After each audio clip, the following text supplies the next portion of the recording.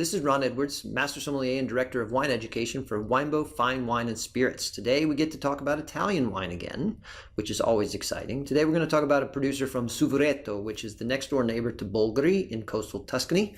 And it's a producer of great renown from that area called Rita.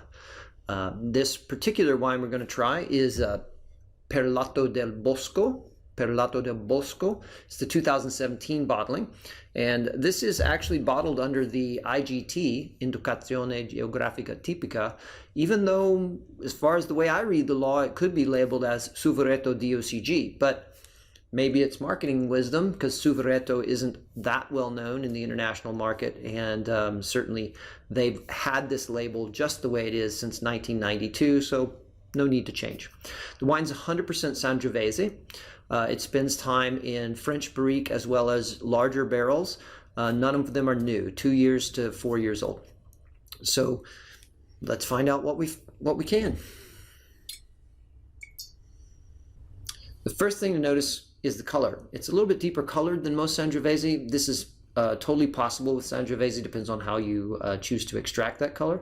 It's also a reflection of the fact that this wine is made at a lower elevation than most of the Chianti you're used to seeing made out of Sangiovese, and so it's going to have that deeper color, a little closer maybe to the color of Brunello di Montalcino. And here's what it smells like.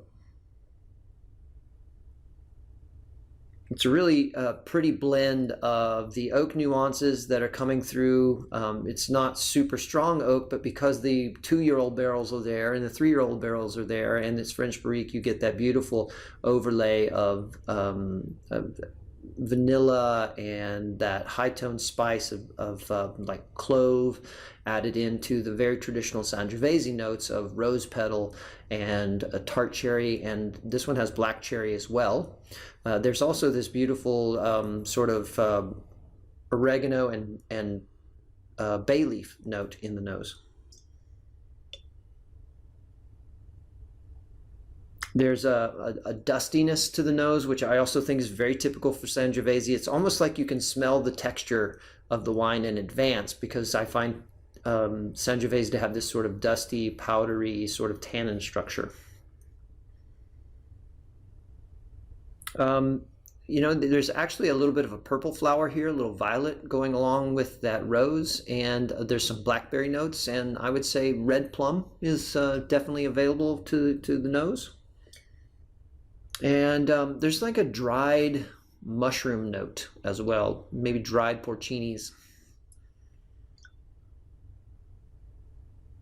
Smells like we need to taste it. This is a wine of substance. This has definitely got the power and weight that you would expect out of Brunello di Montalcino. It's got gripping but not overpowering tannins. It definitely has that beginning point of, like, I'm going to be aggressive up front and then soften with a little bit of time on the palate. And so it starts with the grit and the grip, and then it starts to move into the tart cherry and the red plum, and then some of the floral notes comes through. It's primarily the rose petal at the moment, and then there's a combination of those herbs that I talked about before, mostly oregano, with a little bit of star anise or a touch of licorice even, and then it's going to come. Then it comes into that vanilla note, and now it's into that